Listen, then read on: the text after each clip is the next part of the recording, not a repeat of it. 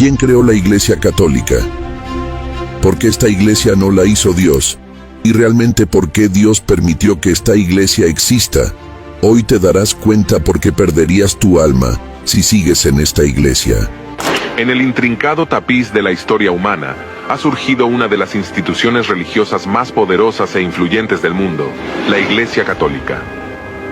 Durante siglos, ha moldeado naciones, dictado costumbres y mantenido una autoridad espiritual incuestionable para millones. Pero detrás de su imponente fachada, hay preguntas que pocos se atreven a explorar. ¿Es realmente la religión que Jesús estableció? ¿Qué conexión tiene con los primeros apóstoles y de qué manera los emperadores romanos influyeron en su desarrollo? ¿Por qué hay tantas diferencias entre la iglesia primitiva y la estructura actual del catolicismo? ¿Esconde el Vaticano secretos sobre el pasado de la Iglesia Católica? ¿Es posible que algunas de sus doctrinas estén más basadas en tradiciones humanas que en la palabra de Dios? Y finalmente, ¿cómo llegó a convertirse en una de las mayores fuerzas políticas y culturales del mundo? En este video, nos sumergiremos en los rincones más profundos de la historia y desenmascararemos los misterios que rodean a la Iglesia Católica.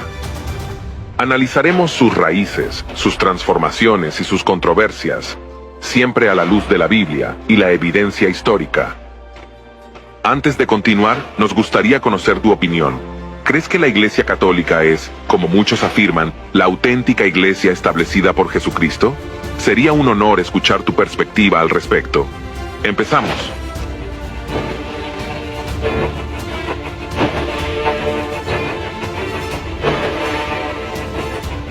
Sobre el origen del catolicismo tradicional, es cierto que el dogma católico se presenta como una declaración de que la Iglesia Católica es la verdadera Iglesia de Cristo.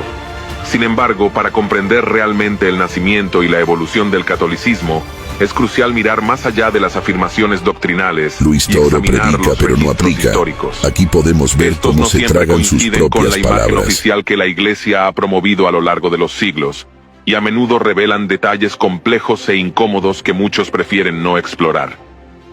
La historia del cristianismo primitivo, marcada por luchas internas, diferencias teológicas y la gradual consolidación de poder en Roma, es un tema repleto de matices que no siempre se ajustan a la narrativa simplificada que a veces se presenta. Uno de los aspectos fundamentales en la formación del catolicismo tradicional fue sin duda la figura del Papa. Según la enseñanza católica, Jesús otorgó a Pedro, uno de sus apóstoles, una autoridad especial sobre su iglesia, lo que a lo largo de los siglos se interpretó como el fundamento de la primacía papal.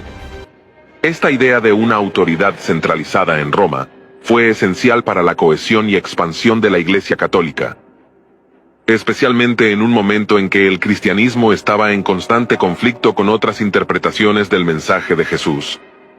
A través de los siglos, esta primacía papal se convirtió en un pilar fundamental del catolicismo, que permitió a la Iglesia mantener una estructura jerárquica unificada, aunque no sin sus propios desafíos y controversia. Ahora bien, es importante entender el significado de la palabra católico y su origen. El término católico proviene del griego katolikos, que significa universal o total, es decir, algo que abarca a todos, sin exclusiones.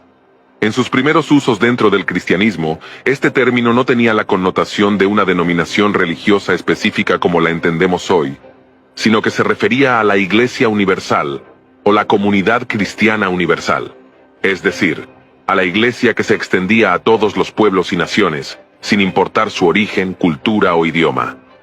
En sus inicios, el término católico se utilizaba para describir el carácter inclusivo y abarcador del cristianismo primitivo, un movimiento que buscaba unificar a los creyentes de diversas regiones y contextos en una sola fe.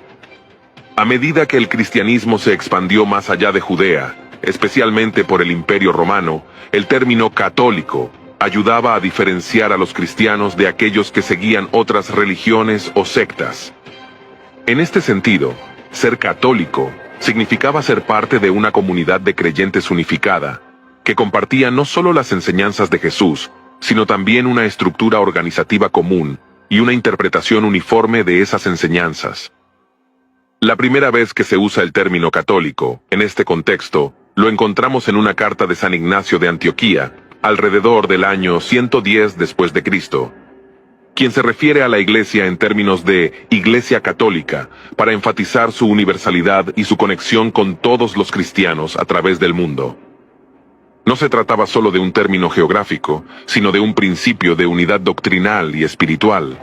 Así, el concepto de la Iglesia Católica implicaba una fe unificada en el Evangelio de Cristo y un sistema de creencias y prácticas compartidas que superaban las diferencias locales o regionales.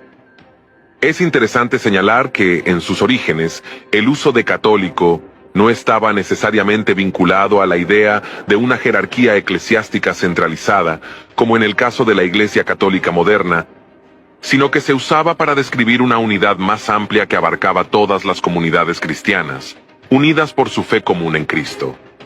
A lo largo de los siglos, sin embargo, el término fue adoptando una carga más institucional y doctrinal, especialmente con la consolidación de la autoridad papal en Roma, la definición de los dogmas y la creación de una estructura jerárquica que identificaba a la Iglesia con la figura del Papa como cabeza visible de la misma.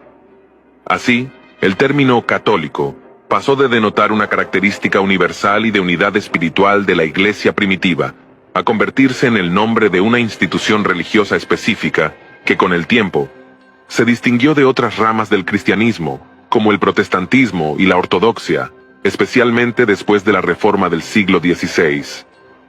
Ahora bien, los primeros 4 siglos del cristianismo son clave para entender este tema. El cristianismo comenzó con el ministerio de Jesús en el siglo I, quien predicó un mensaje de amor, perdón y salvación. Tras su muerte y resurrección, los apóstoles continuaron difundiendo este mensaje, fundando comunidades de creyentes en Jerusalén y en diversas regiones del Imperio Romano. Estas primeras comunidades cristianas se reunían en casas donde compartían el pan y las enseñanzas de los apóstoles, dando inicio a lo que más tarde sería conocido como la Cena del Señor y las primeras liturgias cristianas. Durante los primeros siglos, el cristianismo se desarrolló en 2 grandes corrientes que, a pesar de compartir la fe en Cristo, presentaban diferencias significativas en sus prácticas y enfoques teológicos. En primer lugar, la Iglesia Judeocristiana, Jerusalén. Liderada por los apóstoles Pedro y Santiago, esta comunidad cristiana mantenía una estrecha relación con las tradiciones judías, considerando que Jesús era el Mesías prometido en las Escrituras hebreas. Por esta razón, buscaban conservar prácticas como la circuncisión y el cumplimiento de las leyes mosaicas, pero adaptadas a la nueva fe cristiana. Esta corriente mantenía un fuerte vínculo con la tradición judía y veía al cristianismo como una continuación de la fe hebrea. El Evangelio de Mateo fue escrito principalmente para esta comunidad, con un enfoque especial en mostrar cómo Jesús cumplía las profecías del Antiguo Testamento. En segundo lugar, la Iglesia Gentil, griega. Fundada por el apóstol Pablo, esta comunidad cristiana se componía principalmente de no judíos o gentiles, y se caracterizaba por rechazar muchas de las tradiciones judías. En lugar de seguir las leyes mosaicas, los gentiles cristianos abrazaban la salvación por gracia y la libertad en Cristo, haciendo énfasis en la fe y no en las obras de la ley. Pablo, en sus cartas, subrayó que la salvación era un regalo de Dios para todos, sin distinción de origen, y promovió una fe inclusiva que acogía a gentiles de todo el mundo grecorromano. Estas 2 corrientes, la judeocristiana y la gentil, aunque compartían el núcleo del mensaje cristiano, comenzaron a diferenciarse no solo en sus prácticas religiosas, sino también en su comprensión teológica.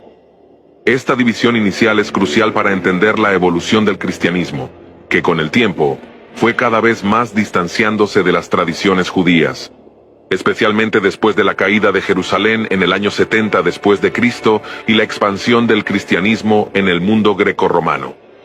Ahora bien, es importante resaltar que desde el siglo I hasta el siglo IV, los cristianos fueron sometidos a intensas persecuciones por parte del Imperio Romano. Estas persecuciones, que buscaban erradicar el cristianismo, en realidad tuvieron un efecto contrario. Fortalecieron la fe de los creyentes y fomentaron un sentido de solidaridad y unidad dentro de las comunidades cristianas.